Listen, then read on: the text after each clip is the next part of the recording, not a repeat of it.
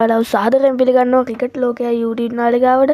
ඉතින් අද මගේ පළවෙනි වීඩියෝ විදිහට අපි කතා කරන්නේ ශ්‍රී ලංකාව හා බටහිර ඉන්දිය කොදෙව්වන්ට විශේෂයෙන් මදින් බඩන් ඉදිරියේදී පැවැත්වීමට නියමිත ODI T20 ටෙස්ට් ක්‍රිකට් තරගාවලිය සඳහා ක්‍රීඩා කරන ශ්‍රී ලංකාවේ සුපිරි ක්‍රීඩකයන් 11 දෙනා පිළිබඳ සියලු විස්තර. ඉතින් වීඩියෝ එකට යන්න කලින් channel එක subscribe කරලා අනිවාර්යයෙන්ම like එකක් දාලා තියාගන්න. දැන් අපි යමු වීඩියෝ එකට. ඉතින් අපි පළවෙනිම අපේ කුසල් මෙන්ඩිස්ගේ නායකත්වයේ යටතේ එක්දින ක්‍රීඩා තරගාවලිය සඳහා ක්‍රීඩා කරන ක්‍රීඩකයන් පිළිබඳව සොයා බලමු.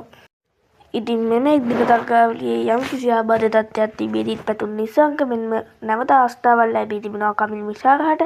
එමෙන්ම නවක පෙදෙකරු පවන් රත්නායකද, ඉන්පසු කැප්ටන් කුසල් මෙන්ඩිස්, ජනිත් ලියනගේ, චරිත් අසලංකට නැවත අවස්ථාවක් ලැබී තිබෙනවා. වයිස් කැප්ටන් කම කමිල් මෙන්ඩිස්ට ලබා දීලා තිබෙනවා. මිලන් රත්නායකට නැවත ලොකු කාලයක අවස්ථාවක් ලැබිලා තිනවා. එමෙන්ම වනිදු හසරංග, දුනිත් වෙල්ලාලගේ, මහීෂ් තීක්ෂණ, දුස්මන්ත ජමීර්, දිල්ෂාන් මදුශංකරට නැවත අවස්ථාවක් ලැබී තිබෙනවා.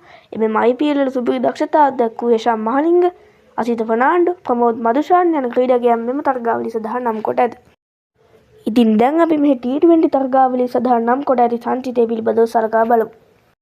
මෙම තරගාවලියේදී පැතුම් නිස්සංක සහ කමිල් මිශාර ඕපනින් බැට්ස්මන්ලා වන නමුත් මෙම ලසිත් කියන ක්‍රීඩකයා දැනට නම් කර තිබෙන අතර නමුත් ක්‍රීඩා කරාවිද නොකරාවිද යන්න තාම හරියටම අනුමාන කර නැත. ඉන්පසු පවන් රත්නායක, කැප්ටන් කුසල් මෙන්ඩිස් වගේම නැවතත් වයිස් කැප්ටන් කමිදු මෙන්ඩිස්, දසුන් ශානක, මිලාන් රත්නායක, දුනිත් වෙල්ලාලගේ, වනිදු හසරංග, මහීෂ් තීක්ෂණ, දුස්මන්ත ජමීර, දිල්ෂාන් මදුශංක, යෂාන් මහලිංග, බිනුර ෆර්නාන්ඩෝ, නුවන් තුෂාර යන ක්‍රීඩකයන් මෙම T20 තරගාවලිය සඳහා නම් කර තිබෙනවා.